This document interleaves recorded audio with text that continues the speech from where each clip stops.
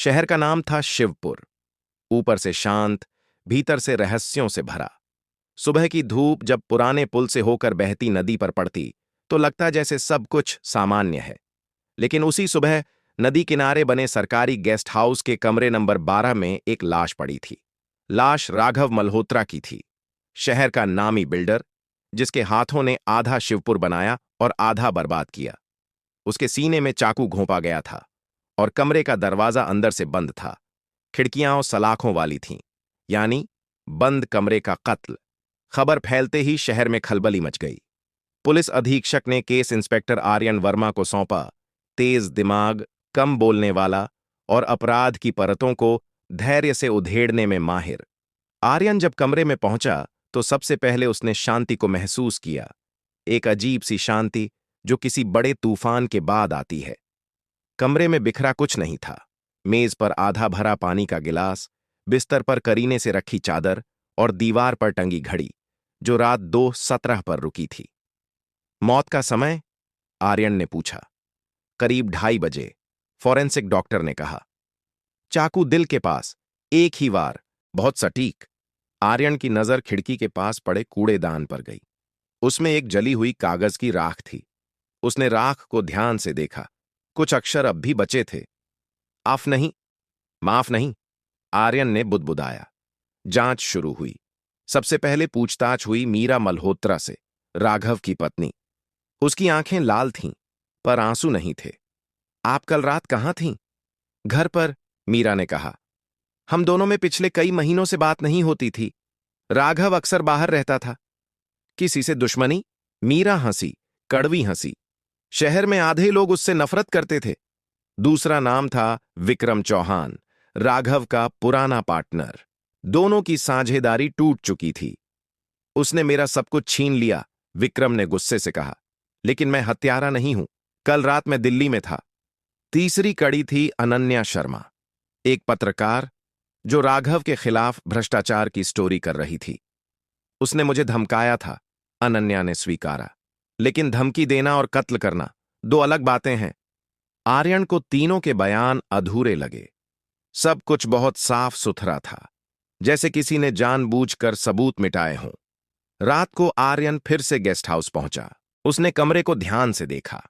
दरवाजे की कुंडी, खिड़की की सलाखें, सब सही। तभी उसकी नजर फर्श पर पड़े एक बहुत छोटे से निशान पर गई, जैसे किसी ने जूते की एड़ी घसीटी हो। उसने दरवाजा खोला और बाहर देखा। वही निशान कॉरिडोर में भी था और सीधा सीढ़ियों तक जाता था। कमरा अंदर से बंद था, आर्यन ने सोचा। पर बंद किसने किया? सीसीटीवी फुटेज खंगाले गए। रात 1:45 पर एक महिला गेस्ट हाउस में दाखिल होती दिखी, चेहरा दुपट्टे से ढका हुआ। 2:05 पर वही महिला बाहर निकलती दिखी। कैमरे के एंगल, शिवपुर की सड़कों पर फिर से वही खामोशी थी। लेकिन इस बार शांति नहीं, डर था। राघव मल्होत्रा के कत्ल को 1 साल बीत चुका था। मीरा जेल में थी, केस बंद हो चुका था और इंस्पेक्टर आर्यन वर्मा का तबादला दूसरे शहर में हो गया था। लोग मान चुके थे कि खामोश शहर का गुनाह अब अतीत है। पर अतीत कभी खामोश नहीं रहता। एक ठंडी सुबह शिवपुर के पुराने नगर निगम दफ्तर में चौकीदार ने एक लाश देखी। लाश फाइलों के ढेर के बीच पड़ी थी। पहचान हुई, विक्रम चौहान। वही विक्रम जो राघव का पुराना पार्टनर था और पहले केस में संदिग्ध। इस बार हालात और भी अजीब थे। विक्रम के हाथ में एक कागज दबा था, जिस पर लिखा था, यह सिर्फ शुरुआत है। खबर मिलते ही पुलिस विभाग सकते में आ गया। मामला पुराना था, चेहरे पुराने थे, लेकिन कत्ल नया। पुलिस अधीक्षक ने बिना देर किए फोन उठाया। आर्यन वर्मा को वापस बुलाओ। आर्यन जब शिवपुर लौटा तो उसे लगा जैसे शहर ने उसे पहचाना हो। वही गलियां, वही पुरानी इमारतें और वही दबी हुई सिसकियां।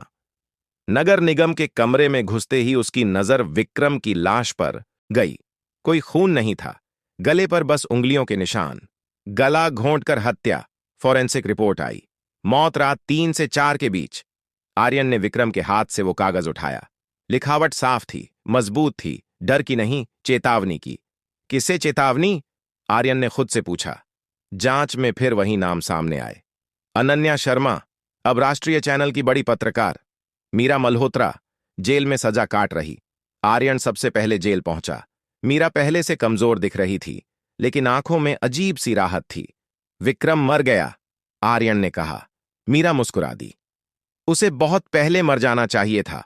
तुम जानती थी? सब जानती थी, मीरा ने धीरे से कहा। राघव सिर्फ अकेला दोषी नहीं था।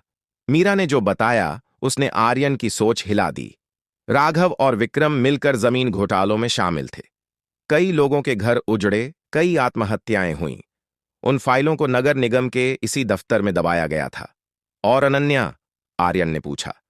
मीरा ने उसकी आंखों में देखा। वो सच जानती है और शायद सच उजागर करना चाहती है। अनन्या से मुलाकात आर्यन के लिए आसान नहीं थी। मुझ पर शक है? अनन्या ने सीधा सवाल किया। सवाल पर सवाल है, आर्यन बोला। विक्रम की फाइलें तुम्हारे पास थीं? अनन्या ने एक लंबी सांस ली। हां, और वो फाइलें सिर्फ विक्रम की नहीं थीं। उनमें पुलिस, नेता, अफसर सबके नाम थे। फिर वो मरा कैसे? अनन्या की आवाज धीमी हो गई। क्योंकि किसी को डर था कि सच बाहर आ जाएगा। उसी शाम आर्यन को एक गुमनाम कॉल आई। अगर अगली लाश नहीं चाहिए तो पुरानी फाइलें जला दो। आर्यन जान गया, ये खेल अब व्यक्तिगत नहीं रहा। उसने नगर निगम के पुराने रिकॉर्ड रूम की तलाशी ली। वहीं फाइलों के बीच मिला एक नाम, शेखर। शहर अब भी वैसा ही था, खामोश, सिहरन भरा, जैसे दीवारों में दबी सांसें फुसफुसा रही हों। लेकिन इंस्पेक्टर आरव मल्होत्रा जानता था कि इस खामोशी के नीचे कोई भयानक सच दबा है। भाग 2 में मिले सुरागों ने यह साफ कर दिया था कि यह महज एक हत्या नहीं, बल्कि सुनियोजित अपराधों की एक कड़ी है। उस रात आरव पुलिस स्टेशन में अकेला बैठा फाइलें पलट रहा था। ब्लैक रूम नाम की जिस जगह का जिक्र पुराने रजिस्टरों में था, वह शहर के नक्शे में कहीं दर्ज नहीं थी। यही बात उसे बेचैन कर रही थी। अचानक फोन बजा। सर, रेलवे यार्ड के पास एक पुराना गोदाम, वहां कुछ अजीब मिला है, कांस्टेबल ने हड़बड़ाकर कहा। आरव ने बिना एक पल घंवाए जीप स्टार्ट की। गोदाम के अंदर घुसते ही तेज बदबू और नमी ने उसका स्वागत किया। टॉर्च की रोशनी जैसे जैसे आगे बढ़ी, दीवारों पर खून के पुराने निशान दिखने लगे। फर्श पर चाक से बने अजीब चिन्ह थे, वही चिन्ह जो पिछली हत्या के स्थल पर मिले थे। यह कोई आम अपराधी नहीं कर सकता, आरव बुदबुदाया। उसी वक्त उसकी नजर एक लोहे की अलमारी पर पड़ी। अंदर एक पुरानी डायरी थी। डायरी के पन्नों में शहर के नामी लोगों के नाम, तारीखें और एक ही शब्द बार बार लिखा था, दोष। आरव समझ गया, यह किसी व्यक्तिगत बदले से कहीं ज्यादा था। अगले दिन आरव की मुलाकात पत्रकार मीरा सेन से हुई, जो इस शहर की अंधेरी परतों पर सालों से लिख रही थी। मीरा, तुम्हें ब्लैक रूम के बारे में कुछ पता है? आरव ने पूछा। मीरा का चेहरा पीला पड़ गया। हां, लेकिन वो कहानी छपने लायक न नहीं मानी गई। 10 साल पहले शहर के कुछ बड़े लोगों ने मिलकर एक गुप्त जगह बनाई थी। वहां ऐसे मामलों को दबाया जाता था जिनसे उनकी छवि खराब हो सकती थी। और पीड़ित? आरव ने खड़े स्वर में पूछा। मीरा ने आंखें झुका लीं। वे कभी वापस नहीं आए। आरव के दिमाग में कड़ियां जुड़ने लगीं। जिन लोगों की हाल के दिनों में हत्या हुई थी, वे सभी उस गुप्त समिति से जुड़े थे। ये कोई सिलसिला नहीं, ये इंसाफ था, या कम से कम कातिल की नजर में। उसी शाम आरव को एक अनजान नंबर से मैसेज मिला। सच जानना है तो आधी रात सिटी हॉस्पिटल के पीछे आना। आधी रात। सिटी हॉस्पिटल के पीछे का इलाका सुनसान था। अचानक अंधेरे से एक नकाबपोश शख्स बाहर आया। तुम देर से आए इंस्पेक्टर, उसने ठंडी आवाज में कहा। तुम कौन हो? आरव ने बंदूक तान दी। नकाब उतरा। वह चेहरा देख आरव सन्न रह गया। वह डॉक्टर अनिरुद्ध था, वही जिसने 10 साल पहले कई लापता लोगों का पोस्टमार्टम किया था। मेरी बहन भी उनमें से एक थी। अनिरुद्ध की आवाज कांप रही थी।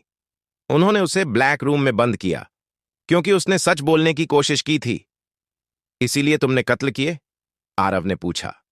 मैंने गुनहगारों को सजा दी, अनिरुद्ध बोला। कानून ने उन्हें छुआ तक नहीं।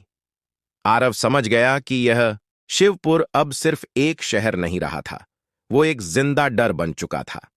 पार्ट 3 के बाद जब नगर निगम कमिश्नर राजेंद्र सक्सेना की गिरफ्तारी हुई तो लोगों को लगा कि खेल खत्म हो गया। अखबारों में बड़ी बड़ी हेडलाइंस थीं।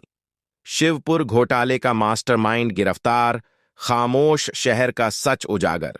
लेकिन इंस्पेक्टर आर्यन वर्मा जानता था, यह बस परत थी, आखिरी सच अब भी अंधेरे में छुपा था। एक रात आर्यन को जेल से कॉल आया। सर, मीरा मल्होत्रा ने आपसे मिलने की जिद की है। आर्यन चौंक गया। मीरा, जिसने पहले कत्ल की जिम्मेदारी ली थी, अब क्यों? जेल में मीरा की हालत बदली हुई थी, चेहरा शांत, आंखें गहरी। अब क्यों बुलाया? आर्यन ने पूछा। मीरा ने धीरे से कहा, क्योंकि राजेंद्र सक्सेना आखिरी गुनहगार नहीं है। आर्यन का चेहरा सख्त हो गया। तो आखिरी कौन है? मीरा की आवाज फुसफुसाहट बन गई। राजेंद्र सिर्फ मोहरा था, असली खेल किसी और ने खेला। मीरा ने एक नाम लिया, आदित्य रॉय। आर्यन को झटका लगा। आदित्य रॉय, राज्य का प्रभावशाली नेता, साफ छवि, समाजसेवी। उसका नाम कहीं नहीं है, आर्यन बोला। मीरा मुस्कुरा दी। क्योंकि उसने कभी सामने आकर गुनाह किया ही नहीं, मीरा ने बताया।